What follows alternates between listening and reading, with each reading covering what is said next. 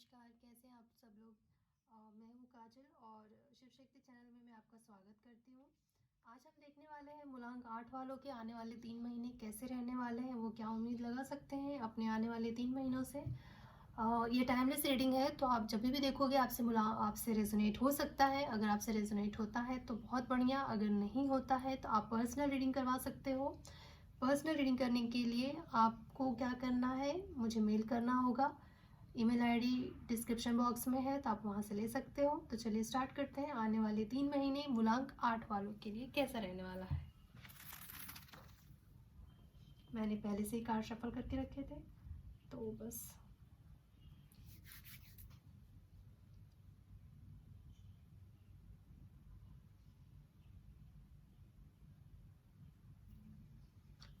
मूलांक 8 वालों के आने वाले 3 महीने।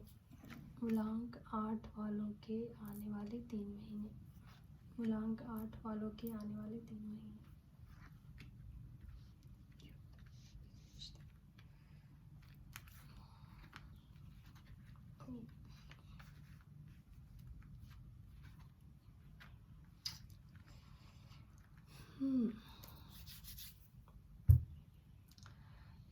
कार्ड्स देखकर मैं आपको बस इतना बता सकती हूँ कि आने वाले 3 महीने जो हैं, मैं सबसे पहले आपको एक बात बता दूं कि आने वाले 3 महीने बुरे नहीं हैं,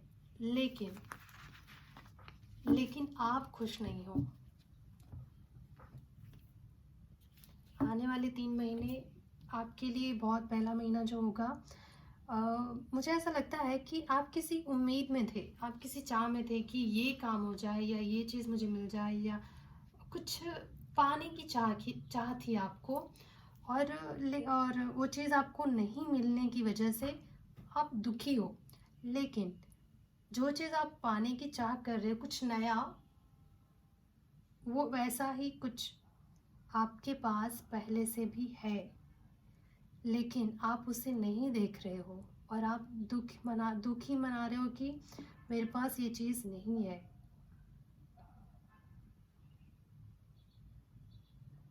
आपके आसपास ना सब कुछ अच्छी चीज़ें ही हैं, मतलब अच्छे लोग हैं, अच्छा काम है। आप में से कुछ लोग कुछ ऐसे काम की चाह में थे, कुछ ऐसे काम के लिए ट्राई कर रहे थे, पर वो काम उनको नहीं मिल रहा है या नहीं मिला है, तो इस वजह से वो दुखी हैं। लेकिन उनके पास ऑलरेडी वो ऐसा कुछ अच्छा काम है जो वो कर रहे हैं, लेकिन वो उससे खुश नहीं है। उसकी अच्छाइयाँ वो देख ही नहीं रहे और उससे वो दुखी हैं कि ना, मुझे तो वो चाहिए था, मुझे मेरे पास ये है पर मुझे वो चाहिए था। लेकिन आपके पास जो है वो भी अच्छी चीज़ है। आपको जो पहले से आपके पास जो चीज़ें हैं, चाहे वो काम हो गया या कोई रिलेशनशिप में है आप, तो आपके पास जो है वो बहुत ही बेहतरीन है। लेकिन आप खुश नहीं हो क्योंकि आप वो देख ही नहीं पा रहे हो, क्योंकि आप तो आपकी नज़र उधर है जो आपको चाहिए था। मुझे ऐसा लग रहा है कि रब भी आपको, यूनिवर्स आपको कुछ नया गिफ्ट भी दे रहा है। मतलब आपको आपको नए नए ऑफर भी मिल रहे हैं, चाहे वो किसी रिश्ते में हो, किसी इंसान को जैसे कोई शादी करना चाह रहा हो तो, या फिर काम को लेकर भी। तो लेकिन आप ना ध्यान नहीं दे रहे हो उनकी तरफ, आपको ध्यान ही नहीं है। बस आप ऐसे बैठ के उदास बैठे हो कि मेरे पास ये नहीं है, मेरा ये खो गया, या मेरे पास मुझे ये चाहिए था। लेकिन सामने से एक हाथ बढ़ रहा है आपकी तरफ, जो वो कोई भी हेल्प हो सकता है। आपको लगता है कोई आपको हेल्प नहीं कर रहा है किसी चीज़ में, या किसी काम को लेकर आपको हेल्प चाहिए था, हेल्प नहीं मिल रहा है, या कुछ चाहिए था आपको जो आपको नहीं मिला। लेकिन यूनिवर्स आपको किसी ना किसी के ज़रिए आपको वो ऑफ़र दे रहा है, पर आपका ध्यान ही नहीं है उधर। आप नीचे आकर के नीचे अपने ही में गुम हो, खुद पे ही बस अंदर ही अंदर बस ऐसे ही सोच रहे हो, नहीं मेरा तो सब खत्म, मेरा सब बुरा, कुछ अच्छा नहीं होता, ऐसा मतलब ऐसे सोच रहे हो। और अपने खुद में ही बस, मेरे साथ कुछ अच्छा हो ही नहीं सकता। आप ऐसे सोच रहे हो मेरे साथ तो कुछ अच्छा हो ही नहीं सकता है, मेरा तो किस्मत ही ख़राब है, मेरे साथ कुछ अच्छा नहीं हो सकता, सब बुरा ही होता है। बस ऐसे ही सोच रहे हो, और जो आपको ऑफ़र आ रहे हैं आपके आसपास उस पर ध्यान ही नहीं दे रहे हो।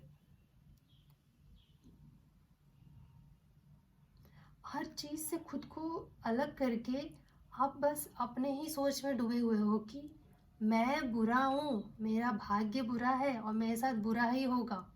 आपने यही खुद ही मान लिया है। अच्छे की तरफ आपका ध्यान ही नहीं जा रहा है। कोई अगर आप सामने से कोई अच्छे रिश्ते भी आ रहे हैं तो आप बोल रहे इतना अच्छा रिश्ता मुझे कैसे मिल सकता है, नहीं ये मेरे लिए नहीं होगा। ऐसा सोच के आप खुद ही उस मतलब लक्ष्मी दरवाज़ा खटखटा रही है, आप दरवाज़ा बंद करके बैठे होगे, नहीं कोई कैसे आ सकता है, मेरा दरवाज़ा कैसे खटखटा सकता है, किसी और का होगा, ऐसी सोच है आपकी। तो सिचुएशन ख़राब नहीं है, आपके साथ कुछ बुरा नहीं हो रहा है, आप अपना दुश्मन खुद हो, आप खुद ही अपना बुरा कर रहे हो। आप देखना ही नहीं चाह रहे हो जो आपके आसपास जो अच्छा है, उस पर ध्यान ही नहीं दे रहे हो। अगर अब तक आपके जीवन में, क्योंकि नेगेटिविटी बाहर नहीं आपके अंदर ही है। कुछ आपने ना अपने आपने अपने आप को एक ऐसे दरवाजे में बंद कर लिया है जहाँ जिसके अंदर सिर्फ नेगेटिविटी है। आप अंदर की बाहर की रोशनी को अंदर ही नहीं आने दे रहे हो। जैसे आपको ना आपके आसपास बहुत से अच्छी चीज़ें भी हैं, पर आप ये सोच लिए हो, आप अपने खुद को आपने ये समझा लिया है कि मेरे साथ कुछ अच्छा नहीं हो सकता, मेरे साथ सिर्फ बुरा ही हो सकता है और बुरा ही हो रहा है। ये मूलांक 8 वालों की सोच है। आने वाले उनके 3 महीनों में मूलांक 8 वाले बस यही सोच रहे हैं। उनका पहला महीना तो ऐसे जाने वाला है, यही सोच के निराशाजनक है आपके स्वभाव। आप ऐसी सोच में रहते हो कि नहीं मेरे साथ कुछ अच्छा नहीं हो सकता, बस आपने ये ठान लिया है। अगर सामने से कोई ऑफ़र भी आती है ना तो आप बोलते हो नहीं वो मेरे लिए नहीं होगा, आप सुनना ही नहीं चाहते हो। कहते हैं ना कि लक्ष्मी जब दरवाज़ा खटखटाती है तो हमें दरवाज़ा खोल लेना चाहिए, लेकिन आप क्या हो, पीटते जा रहे हैं दरवाज़ा आपका, लेकिन आप खोलने के लिए तैयार नहीं हो। आप बोल रहे हो नहीं हो ही नहीं सकता कि मेरे साथ कुछ अच्छा हो जाए। हो सकता है कि अब तक आपके जीवन में कुछ ऐसी-ऐसी परिस्थितियाँ आई हो, ऐसे सिचुएशंस आए हों जिससे कि आप टूट गए हो। आपको लगता हो कि अब तक अच्छा नहीं हुआ है तो आगे क्या अच्छा होगा। हार चुके हो आप, हताश हो चुके हैं, लेकिन ऐसा नहीं है। आप उन चीज़ों से बाहर निकलिए। आपके लिए नए ऑफ़र आ रहे हैं, आपको नया प्रपोज़ल मिल रहा है रिश्तों में, काम को लेके, लेकिन आप ध्यान नहीं दे रहे हो। पहला महीना आपका ऐसे जाने वाला है।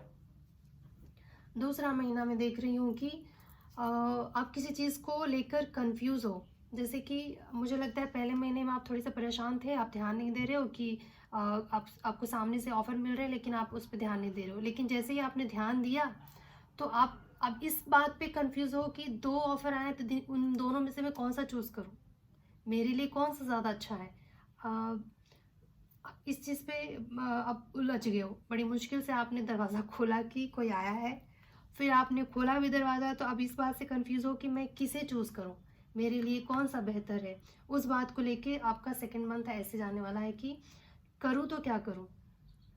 कि इन दोनों में से मैं किसे चूज़ करूँ? या 2 काम है या 2 इंसान है या 2 ऑफ़र आए हैं, शादी को लेके 2 ऑफ़र आए हैं, तो आप उन दोनों में चूज़ करने में आप कन्फ्यूज़ हो कि ये कि ये। फिर अगर किसी को काम को लेकर अब तक प्रॉब्लम्स थी, काम नहीं है या अब काम मिला 2 तो फिर आप परेशान हो कि ये चूज़ करूँ कि ये करूँ, कौन-सा करूँ? इस तरीके से आप परेशान रहोगे सेकंड मंथ में। आप कन्फ्यूज़ रहोगे, आप खुश ही नहीं हो, काम आया है नया फिर भी आप खुश नहीं हो। एक डर बना हुआ है कि करूँ तो कौन-सा चूज़ करूँ, ये छोड़ दूँ या ना इसको करूँगा तो ये नाराज़, या मतलब रिश्तों में इसको करूँ तो ये खुश नहीं हो, एक को करूँ तो दूसरा नाराज़, दूसरे को करूँ तो पहला नाराज़, ऐसे वाली सिचुएशन है। दोनों को एक साथ बैलेंस नहीं कर पा रहे हो या 2 काम कर रहे हो आप, 2 चीज़ों को एक साथ निभाने की कोशिश कर रहे हो। अगर कोई फीमेल है जो काम को और घर को एक साथ काम सँभालती है, तो वो जैसे कि आप खुश नहीं है कि करूँ तो क्या करूँ, दोनों नहीं हो पा रहा है, एक साथ में बैलेंस करना मुश्किल हो रहा है, दोनों काम करने मुश्किल हो रहे, कन्फ्यूज़ हो रहे हो आप, क्लैरिटी नहीं है आपकी लाइफ में। जैसे ऐसा लग रहा है कि आपने अपनी आँखों में पट्टी बाँध ली, आपको कुछ अच्छा सच्चाई मतलब देखना नहीं चाह रहे हो। आपके सामने ना चीज़ें उभर के आ रही हैं, सामने आ रही है, किसी की सच्चाई हो सकती है या किसी भी तरह के काम या कुछ भी आपके सामने आ रहा है किसी, लेकिन आप देखना ही नहीं चाह रहे। आप अपने आँखों पे पट्टी बाँध के आप ये सोच रहे हो कि ये सही, इस पे निशान लगाऊँ या इस पे निशान लगाऊँ, मतलब अंधेरे में निशाना लगाना चाहते हो कि कहीं न कहीं तो लगी जाएगी। पर क्लैरिटी नहीं है आपकी लाइफ में। सेकंड मंथ आपका ऐसा जाने वाला, थर्ड मंथ आपका ऐसा रहेगा कि जैसे इसमें तो पट्टी बंधी थी, इसमें आपने अपने आप को ही बाँध लिया है कि मैं अब आप ऐसा सोचोगे। जो भी कार्ड बता रहे हैं ना, ये सिचुएशन बुरे नहीं है, ये आपकी सोच ऐसी है, मैं ये बता रही हूँ आपको। आपके हालात इतने बुरे नहीं हैं जैसा आप सोच रहे हैं। आपने खुद को ऐसा बना लिया है, खुद की सोच को ऐसा कर लिया है। इसमें भी आप देखिए, ये इंसान अगर दोनों तरफ से स्वॉर्ड है तो सामने रास्ता है, वो जा सकता है, लेकिन वो क्या सोच रहा है, नहीं मैं बंधा हुआ हूँ, हाथ बॉडी बंधी है, आँख पे पट्टी है पर पैर खुले हैं, वो चाहे तो चल चल के भी आगे बढ़ सकता है। पर नहीं, उसे सोचा है नहीं अब तो बस खत्म, निराशावादी। एक तरह से आपके कार्ड को देख के मुझे ये लगता है कि आप बहुत ही निराशावादी हो। आपको मेडिटेशन करने की ज़रूरत है, आपको खुद से बात करने की ज़रूरत है, आपको यूनिवर्स से कनेक्ट होने की ज़रूरत है। किसी अच्छे क्या कहूँ मैं, एक गुरु का होना ज़रूरी है आपके लाइफ में, जो आपको गाइड कर सके, आपको समझा सके कि आपकी जो सोच है ना उसको बदलने की ज़रूरत है।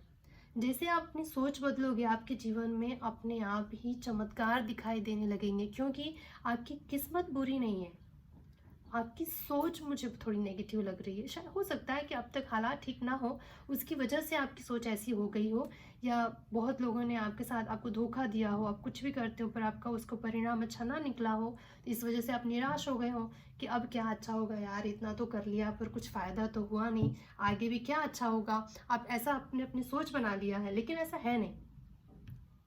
अब जैसे अपनी सोच को बदलोगे, आप एक काम करो, आप किसी किसी ऐसे इंसान से बात करो जिनको तजुर्बा हो अपने जीवन को लेकर, या किसी ऐसे किसी को गुरु बनाओ जिस पे आपको भरोसा हो कि आपको सही गाइड करता हो करेगा। तो फिर आप ना उनसे बात करो अपने प्रॉब्लम्स को लेकर।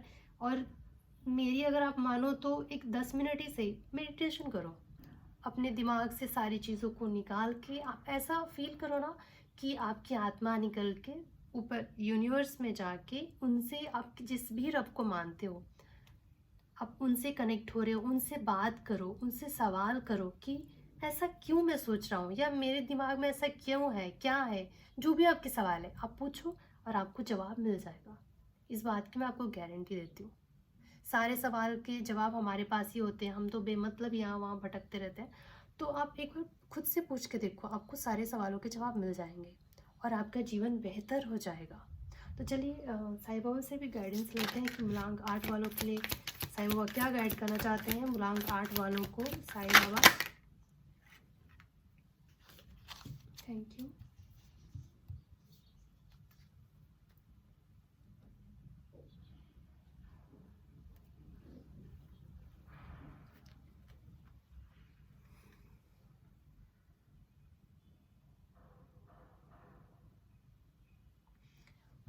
आप में से कुछ लोग जो हैं, अगर आप लोगों ने किसी भी मंदिर में, मस्जिद में या चर्च में कोई भी मन्नत रखी थी, आप में से कोई भी कुछ लोग, तो आप प्लीज़ उसे, आप भूल गए हो तो उसे पूरा कर दीजिए। मुझे ऐसा लग रहा है कि आपका जो भी मुझे ऐसा लगता है कि या आपके कोई पूर्वज हों, या आपके जो घर के बड़े बुजुर्ग हैं, मेरे ख्याल से मुझे ऐसा लग रहा है कि कुछ ऐसा हुआ है जिसका असर आपके दिमाग पे पड़ा है, आपके किसी बड़ों के साथ, या आपके घर में कुछ ऐसा हो गया है, कुछ खो दिया है आपने, जिसके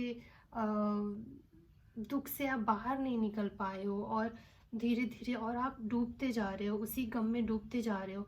तो एक तो आप आप एक काम करो कि किसी अच्छी मंदिर, मस्जिद या चर्च, जो जहाँ भी आप जाते हो वहाँ जाना शुरू करो, कि वहाँ के जो गुड वाइब्स होते हैं ना, वहाँ वो आप अब्जॉर्ब करोगे, और आपके अंदर की जो नेगेटिविटी है वो रिलीज़ होने लगेगी।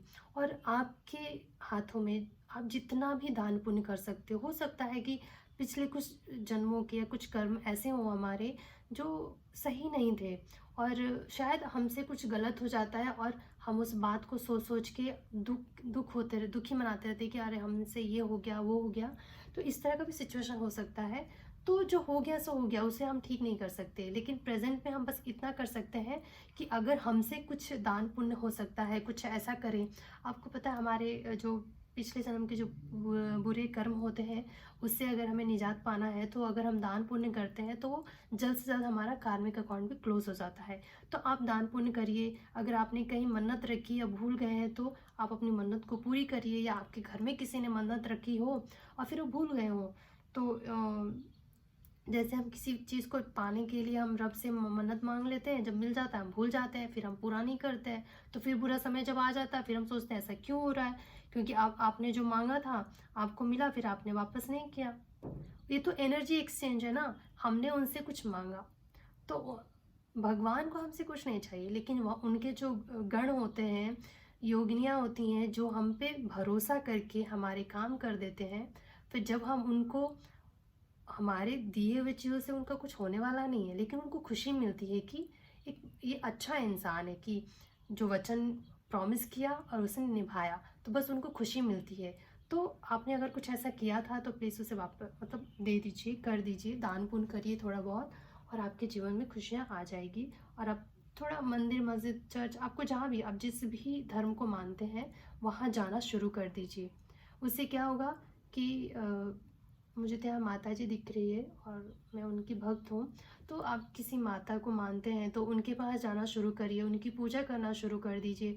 तो उनकी एनर्जी जैसे आपके, आप उनके जो गुड वाइब्स, आप वाइब्रेशन आपके अंदर आएगी, तो आपके अंदर की जो नेगेटिविटी है वो रिलीज़ होने लगेगी और आपके जीवन में सब बेहतर होगा। एक्चुअली बेहतर है, पर आप समझ नहीं पा रहे हो, उस गम में डूबे हुए हो, कुछ तो ऐसा हुआ है जिससे आप बाहर नहीं निकल पा रहे हो। तो आज के लिए बस इतना ही। अब मैं मिलूँगी आपसे अगली रीडिंग में, तब तक के लिए नमस्कार।